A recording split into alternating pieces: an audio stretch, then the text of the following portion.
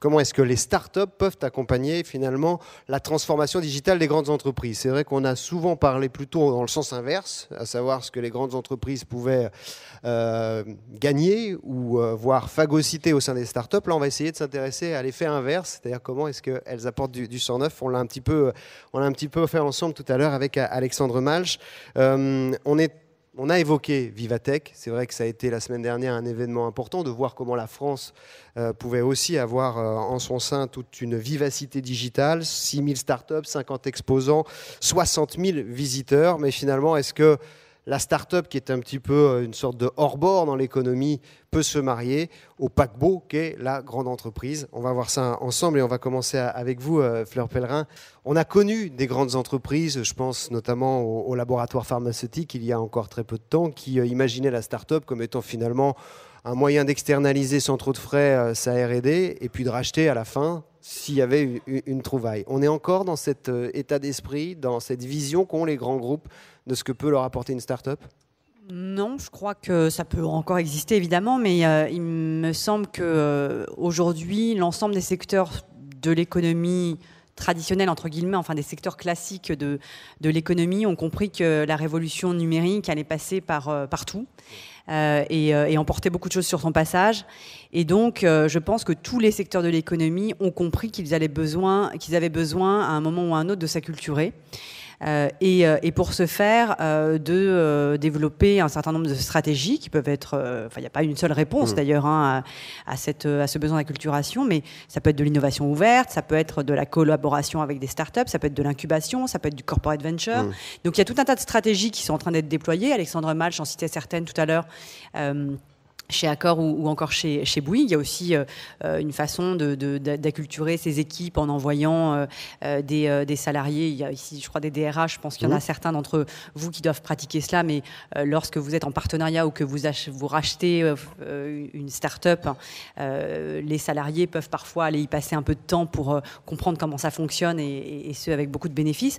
Donc je pense qu'aujourd'hui, on est dans des modes de coopération, collaboration, qui sont plus du tout de l'ordre de la prédation. Et je pense que chacun peut développer des stratégies qui sont vraiment gagnant-gagnant. Et c'est dans l'intérêt de tous. C'est-à-dire qu'on est vraiment dans cette idée-là maintenant de pouvoir être dans le win-win avec les startups, parce qu'effectivement, on a connu quand même les différentes phases, la phase de mépris du grand groupe pour la startup, puis la phase d'inquiétude où on veut tuer la startup, on va penser au taxi et au Uber par exemple, et puis le moment où on rachète la startup pour tuer l'ennemi quelque part. On est passé au-delà encore de ce stade-là. Tout ça, c'est derrière nous. Encore une fois, ce sont des choses qui peuvent encore se produire aujourd'hui. Et il y a un certain nombre de grands groupes multinationaux qui aujourd'hui procèdent encore comme ça, parce qu'ils en ont les moyens et parce que pour tuer la concurrence ou pour s'assurer une position dominante, parfois c'est un moyen de s'assurer cela en rachetant finalement ceux qui pourraient un jour faire de l'ombre à sa technologie ou au service qu'on propose. Donc ça existe encore. Mais je crois que pour tous les secteurs de l'industrie et des services qui aujourd'hui cherchent à comprendre les modes de consommation, les modes d'accès à l'information des générations qui sont les consommateurs d'aujourd'hui, mais qui seront ceux de demain, je crois qu'il y a la compréhension que finalement l'innovation, elle ne viendra pas forcément de l'interne et qu'il y aura un besoin à un moment d'aller chercher à l'extérieur la compréhension de ces nouveaux phénomènes et peut-être des technologies qui vont nous aider à répondre à ces nouvelles demandes. Xavier Leclerc d'Outlook, vous êtes dans cette idée-là, parce que vous êtes évidemment avec Albéa à la tête d'une entreprise de grande taille maintenant, avec des implantations dans 14 pays, je crois, c'est ça. Il y a cette culture, cette évolution-là. On a fait ce chemin que décrit Fleur Pellerin pour aller vers les startups avec une vision un peu plus... gagnant-gagnant que prédateur ou prédatrice? On est en train de le faire, pour être clair. C'est d'ailleurs la mission dont je vais m'occuper. C'est de créer cet écosystème de sociétés qui sont... justement, nous, on est un ancien groupe industriel, donc on a toutes ces lourdeurs, à la fois toute cette excellence. Ça fait à peu près 15 000 salariés. Et finalement, ce qu'on voit, c'est qu'on est sur un marché qui évolue à toute vitesse, tout ce qui est cosmétique, et sur lequel... ça serait très compliqué de transformer ce groupe-là dans sa profondeur pour le rendre complètement agile comme les startups qu'on peut voir aujourd'hui.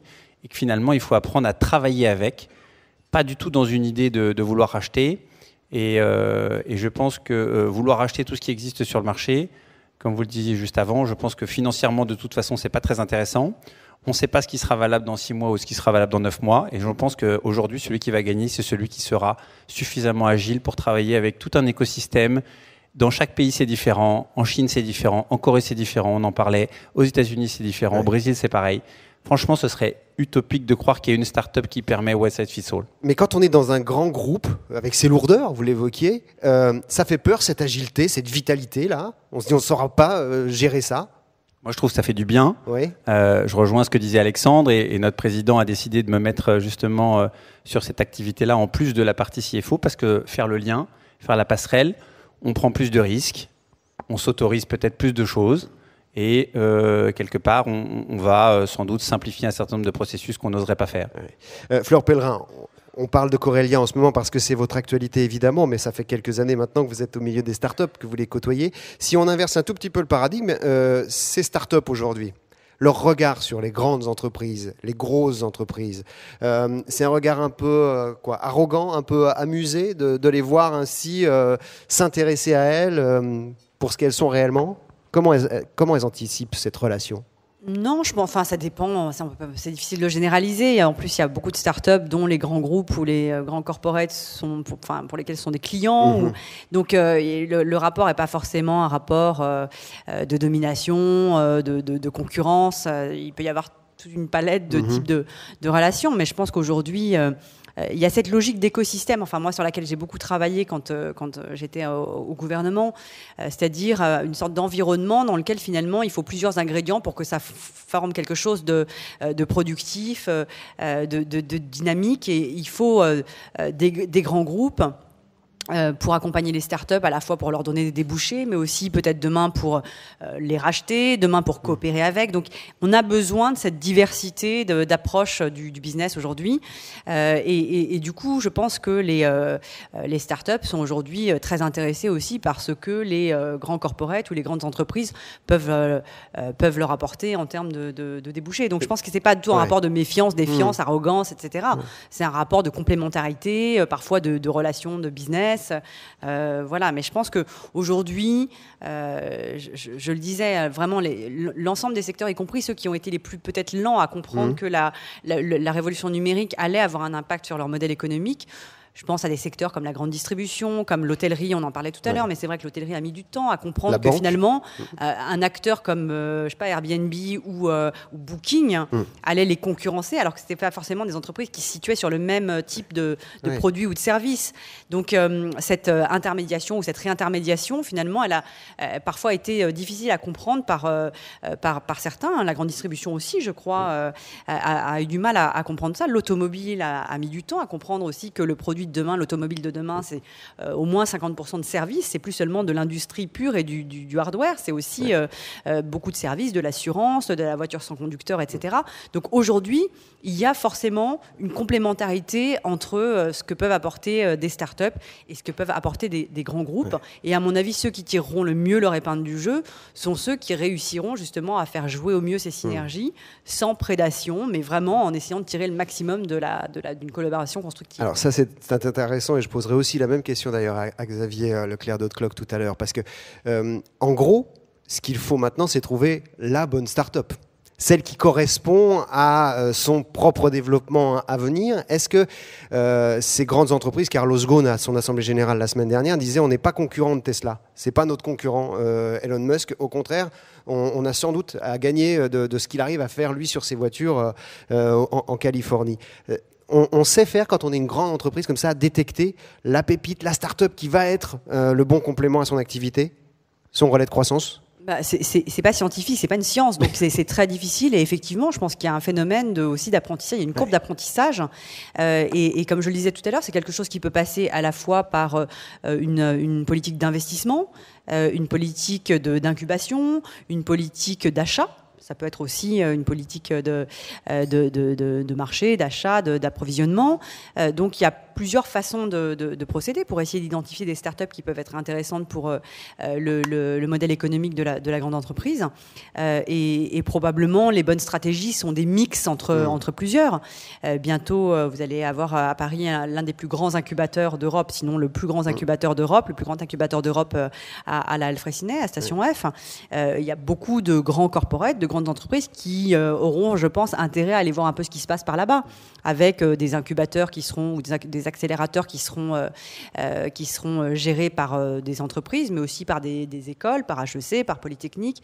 Donc je pense que c'est dans ce type d'environnement qu'il faut aller voir. Ce sont au NUMA, enfin dans tous ces espaces où finalement il se passe des choses, où on peut repérer des entreprises qui peuvent être intéressantes pour nos business, et aussi peut-être parfois dans la coopération avec des fonds d'investissement. Moi, j'ai parfois des manifestations d'intérêt d'entreprises qui souhaitent avoir accès à mon deal flow, c'est-à-dire aux entreprises que je rencontre.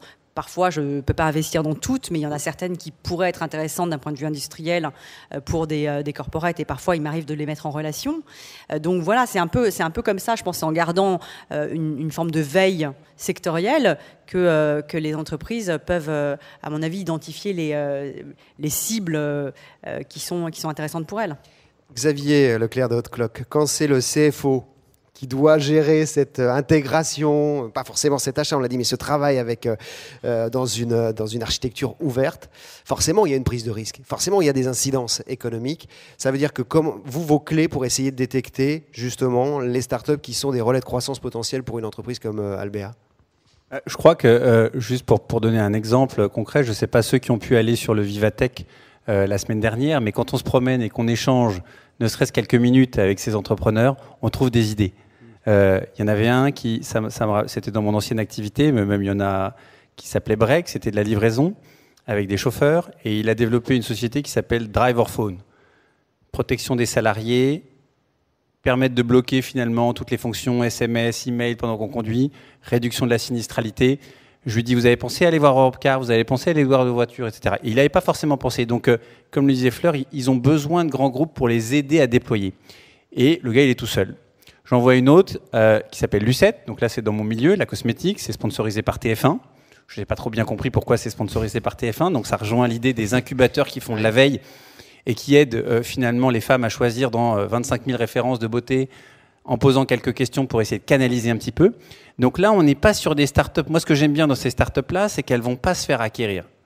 Elles vont continuer de coexister ensemble et créer cet écosystème dont on parlait pour aider les grands groupes à transformer, apporter une valeur sur le marché, sans détruire des emplois déjà, ce que j'aime bien aussi, et finalement apporter un écosystème commercial, un nouveau front-end, j'ai envie de dire, pour les consommateurs, ou une nouvelle valeur ajoutée, réduire la sinistralité pour les loueurs, faire que vous payez finalement à la façon dont vous vous comportez en voiture et non pas une moyenne de ce que tout le monde conduit, c'est pas forcément bête. Mais vous avez votre veille, les gens qui surveillent justement ce monde des startups en disant ah là il y a une activité qui pourrait très bien aller dans notre cœur de métier. On n'est pas encore aussi avancé que ces grands groupes. On vient de démarrer. Nous on le fait via les banques d'affaires, à qui on a expliqué notre stratégie. Quand on fait des levées de fonds, tous ces gens-là connaissent notre stratégie et du coup, ils nous envoient des sociétés en disant tiens, ça fit peut-être. On n'a pas encore un incubateur intégré qui nous permet de faire de la veille. C'est une entreprise Albéa qui sort d'un retournement de plus d'une dizaine d'années, donc on n'a pas encore les moyens de faire ça, mais je le fais avec mon propre réseau. Fleur Pellerin, quand on est dans ce travail de détection de groupes à fort potentiel, c'est le propre d'un fonds d'investissement par définition, vous avez investi dans Devialet, beaucoup voulaient investir dans Devialet, beaucoup de fonds s'intéressaient à Blablacar avant que ce soit une licorne et c'en est devenu une de ce fait. On a le sentiment, comme ça vu de l'extérieur, que finalement les pépites sont assez clairement identifiées et que tout le monde veut se jeter dessus. Est-ce qu'il y a ce rallye qui concerne finalement peu de monde et que l'on met en avant pour cacher une forêt de start-up un peu oubliée? Alors, elles ne sont pas forcément identifiées dès le début, sinon ça serait, Ce serait facile. ça serait trop facile.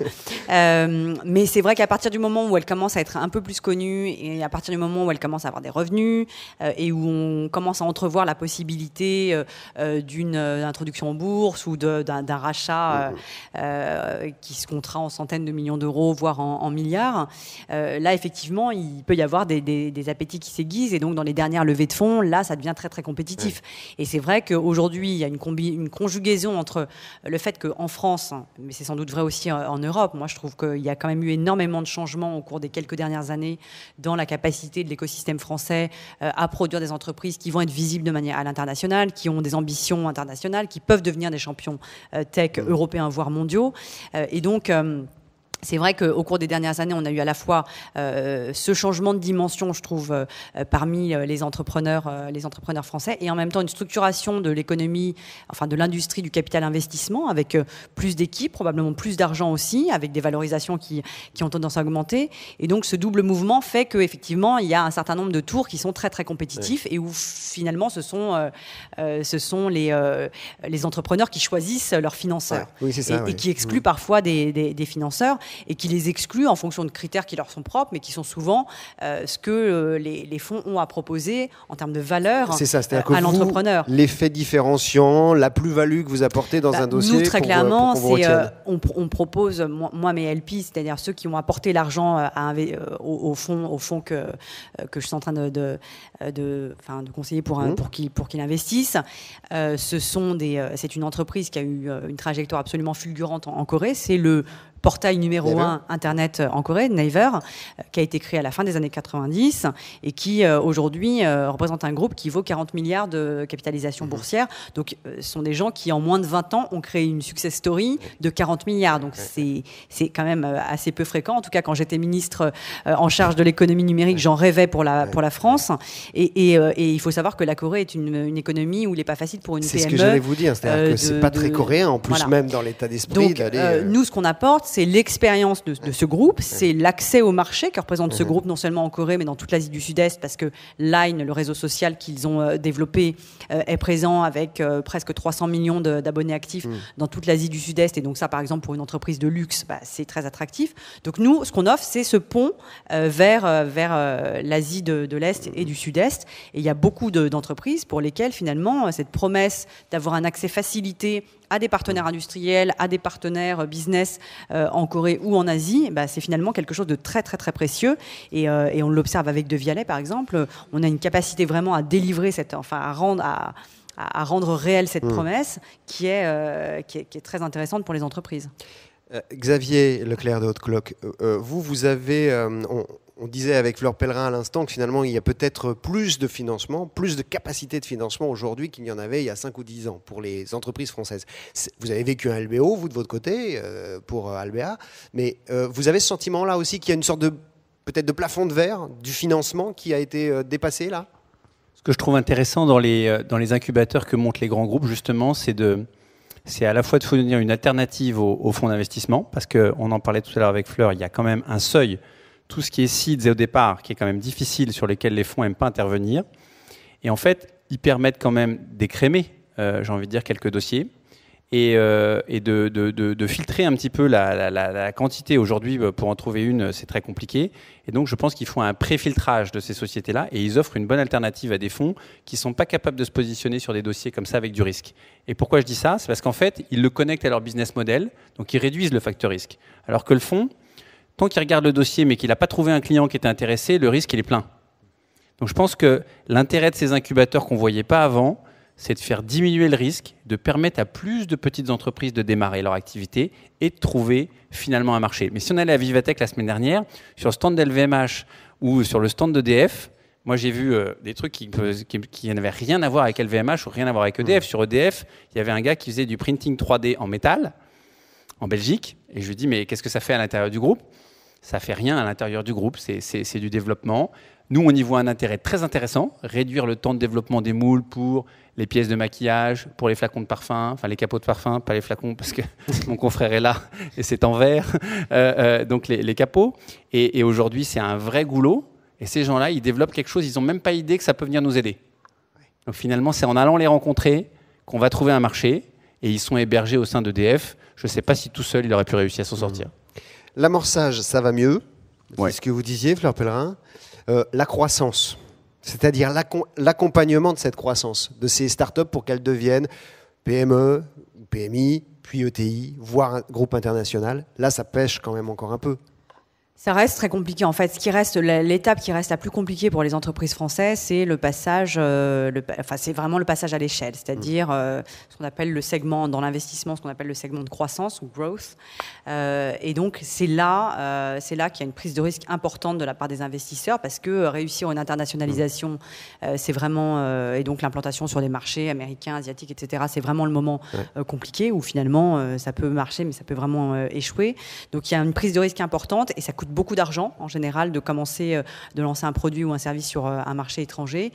Donc c'est probablement sur ces segments-là qu'aujourd'hui il y a le plus de difficultés. Et d'ailleurs c'est la raison pour laquelle souvent des entreprises qui lèvent au-delà de 20 millions d'euros, des tours de plus de 20 millions d'euros, finissent parfois par se tourner vers les États-Unis où il y a une profondeur, il y a plus de liquidité sur ce segment-là. Et donc c'est ça qu'il faut éviter. Alors la Banque publique d'investissement a évidemment rempli un rôle très très important en la matière, et c'est la raison pour laquelle quand on définissait, je me souviens, sa doctrine d'investissement, on avait absolument voulu créer un fonds, un véhicule qui soit un véhicule dit late stage, c'est-à-dire vraiment pour des entreprises d'une certaine maturité et qui sont précisément à ce moment de leur croissance où elles doivent s'internationaliser. Donc ça, c'est quelque chose qui a joué un rôle très très utile. Il faut continuer dans ce sens-là. Et moi, je vois avec beaucoup de satisfaction l'émergence de fonds pan-européens, parce que là, je crois qu'il faut aussi penser européen. Des fonds qui sont des fonds avec une masse critique très importante de 500 millions d'euros et plus, et qui peuvent du coup prendre des tickets importants dans des entreprises qui sont à ce stade de maturité. Vous avez fait la promotion de la French Tech, bien entendu, lorsque vous étiez ministre. Le terme est apparu pendant votre mandature, je ne sais pas, en tout cas votre présence à Bercy. Aujourd'hui, French Tech, c'est trop étroit.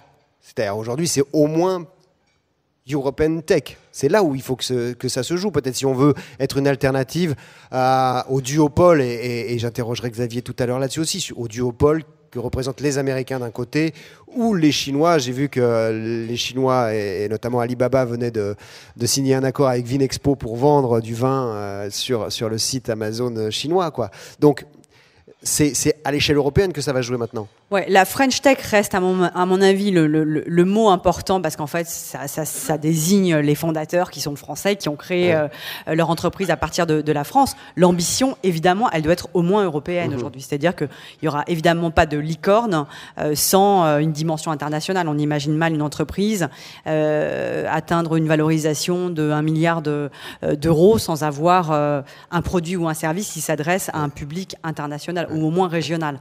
Donc ça c'est évident, et moi je trouve qu'on voit aujourd'hui de plus en plus de jeunes qui ont vraiment cet état d'esprit, c'est-à-dire qui pensent immédiatement, ou en tout cas très très tôt dans leur démarche entrepreneuriale, qui pensent global très tôt, et je pense que c'est aussi un changement important par rapport, enfin moi j'ai fait une école de commerce il y a déjà pas mal de temps, mais je note une différence d'état d'esprit entre l'époque où je suis sortie de cette école, diplômée de cette école, et maintenant on voit des gens qui ont une fibre entrepreneuriale beaucoup plus affirmée et une ambition internationale aussi beaucoup plus affirmée. Xavier Leclerc de Haute-Cloque, vous êtes sur un des secteurs reconnus à l'international pour ce qui est de la France, puisque bon, vous êtes sur la cosmétique et le luxe, mais vous pensez qu'on peut échapper à ce duopole, à cette hégémonie d'un côté américaine, de l'autre, on ne va pas dire asiatique seulement, mais chinoise d'abord?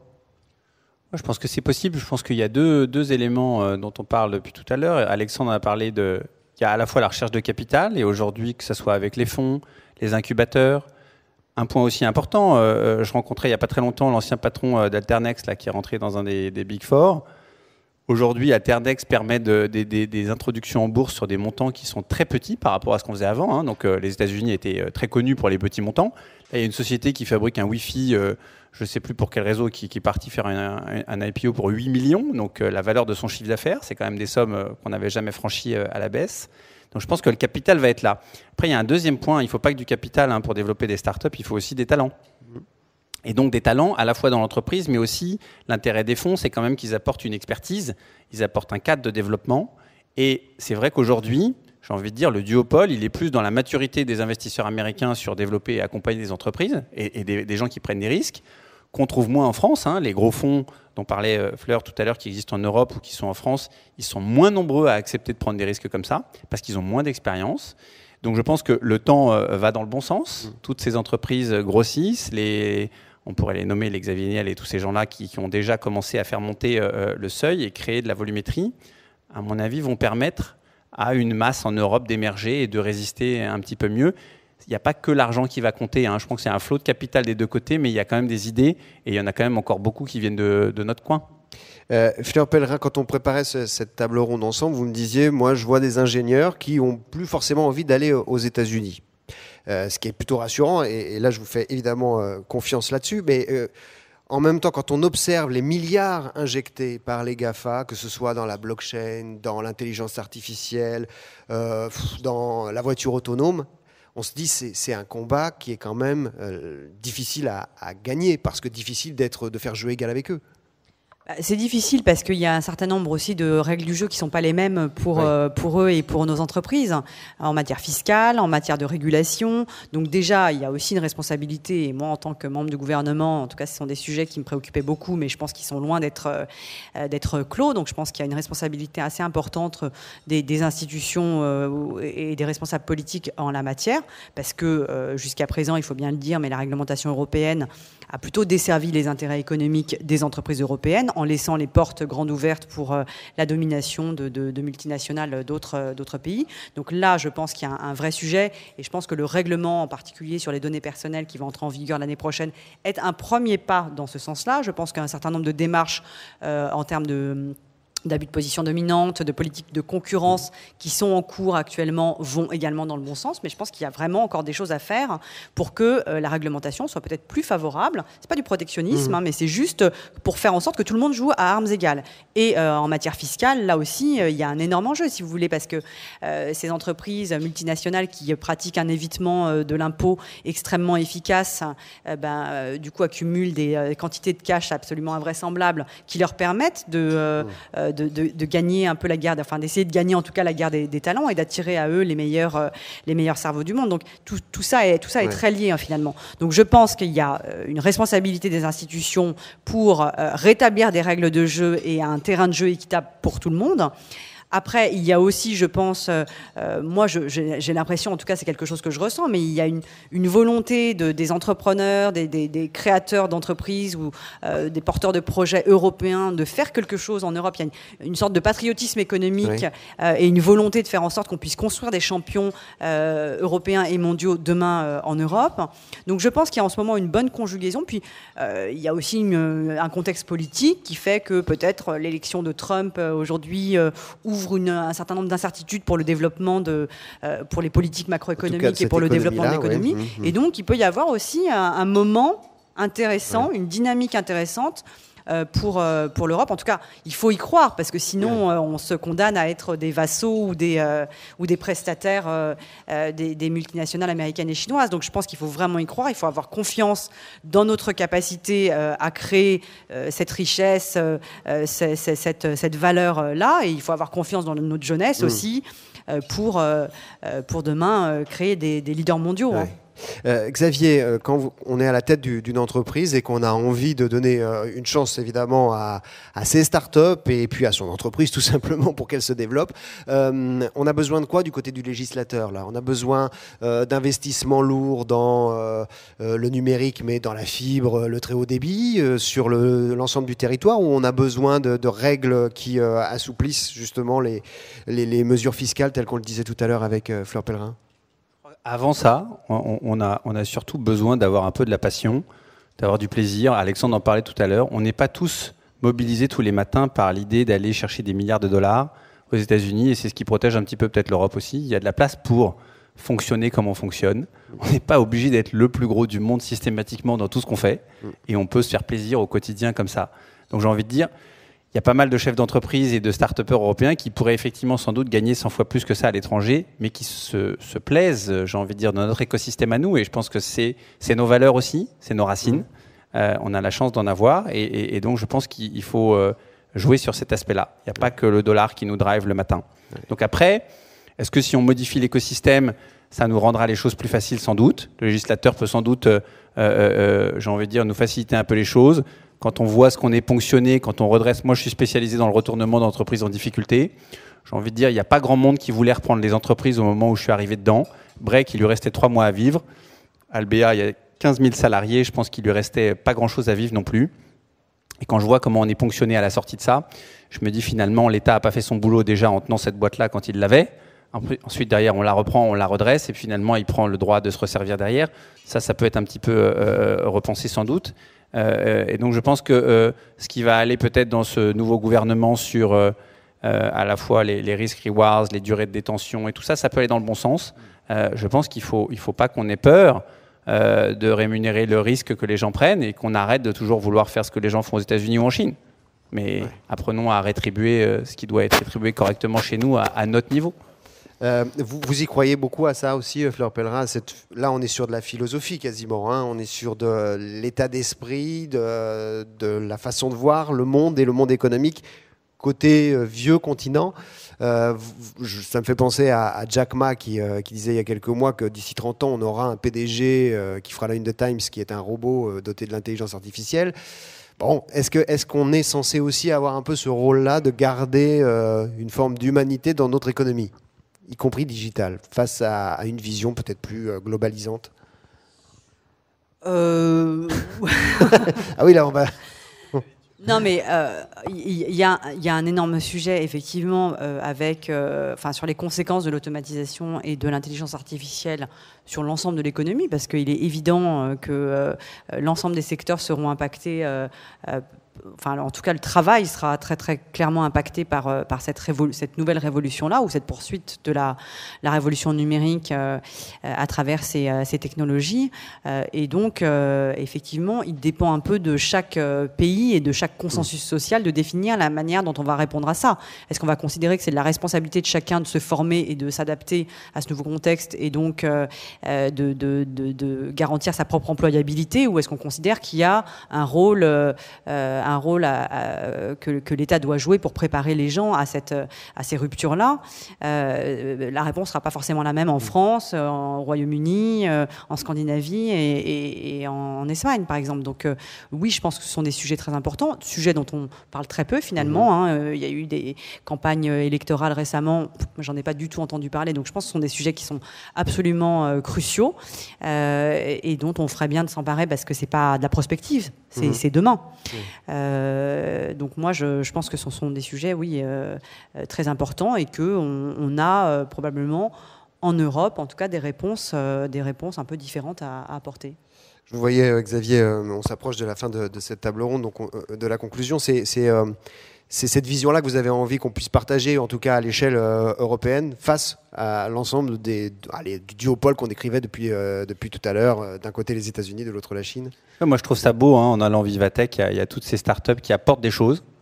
Il y a celles qui en détruisent, et il y a plein de débats sur la destruction, je ne vais pas revenir là-dessus, mais il y a celles qui apportent des choses aujourd'hui sans modifier fondamentalement l'impact sur l'emploi, et je pense que celles-là sont à privilégier, et je pense qu'on a intérêt à garder la tête froide là-dessus, et être un petit peu... Et d'ailleurs, je crois qu'il y a un certain nombre d'investisseurs et de chefs d'entreprise comme Elon Musk, etc., qui s'inquiètent aussi des progrès qu'on est en train de réaliser, qui sont quand même pas tout à fait les mêmes qu'on a réalisés il y a 200 ans. Et qui, d'ailleurs, a quitté le comité depuis la décision sur l'environnement contesté de Donald Trump. Un mot de conclusion, Fleur Pellerin, parce que j'ai envie qu'on mixe un petit peu la femme d'investissement que vous êtes aujourd'hui et puis la femme politique que vous restez quand même fondamentalement. Le rôle de l'État, si on conclut et qu'on rassemble un petit peu tout ce qu'on s'est dit, qu'est-ce qu'on doit attendre aujourd'hui de l'État pour accompagner le développement des startups et le mariage avec les grandes entreprises pour chasser en meute? C'est souvent l'image qu'on utilise, un peu comme les Allemands quand ils arrivent à aller sur un marché avec des grandes PME, des ETI et des grandes boîtes internationales. Je pense que l'État doit être une sorte d'ambianceur, en fait. C'est-à-dire que je pense qu'il n'y a plus tellement de choses un peu top-down à faire, enfin des choses très très administratives à faire. Il faut garantir effectivement un environnement réglementaire et juridique et fiscal qui permette un peu de stabilité, qui qui encourage l'investissement, le réinvestissement, l'investissement des entrepreneurs dans l'économie productive, ce genre de choses. Ça, c'est classique. Y compris sur la fiscalité des entreprises. Y compris sur la fiscalité. Une fois qu'elles ont investi. C'est de la visibilité. Après, les entrepreneurs, ce sont des gens qui s'adaptent, ou les investisseurs sont des gens qui s'adaptent. Il faut de la visibilité, il ne faut pas que ça change tout le temps. Mais ça, c'est un classique. Je dis rien de très original en la matière. Moi, quand j'ai fait la French Tech, par exemple, j'ai pas du tout voulu que ce soit quelque chose d'administratif où je crée un label en disant voilà comment ça va fonctionner avec un cahier des charges, etc. Je ressentais qu'il y avait un besoin de self-esteem et un besoin de projection internationale. J'ai créé le label, je l'ai donné à l'écosystème et l'écosystème s'en est emparé. Et maintenant, quand je vais à Taïwan et que les gens à Taïwan me parlent de la French Tech, je suis très contente parce que ça prouve que ça a marché. Ce n'était pas le seul aspect, mais ça prouve que ça a marché, en tout cas en termes de visibilité et de réputation internationale de la tech française. Donc je pense que ça, ce sont des initiatives qui travaillent sur l'ambiance, sur l'écosystème, sur l'environnement, qui sont positives. Après, je le disais tout à l'heure, je pense qu'il y a un rôle en termes de régulation et de réglementation, parce que demain, on parlait d'intelligence artificielle, il va y avoir des sujets d'éthique des affaires qui vont être absolument majeurs, et de choix de société aussi. Hein. Comment on fait pour réglementer les activités d'une entreprise qui, par exemple, d'un côté, vous vend du séquençage du génome low cost, et d'un autre côté, de l'assurance vie. Comment est-ce qu'on est sûr que cette entreprise ne va pas utiliser ce qu'elle sait de votre patrimoine génétique pour vous vendre plus cher une assurance, y compris lorsque votre comportement est exemplaire. Bon, ce genre de choses-là, ce sont des choses qu'il va falloir à un moment réglementer. On ne peut pas laisser des acteurs privés prendre ces décisions à la place d'un collectif.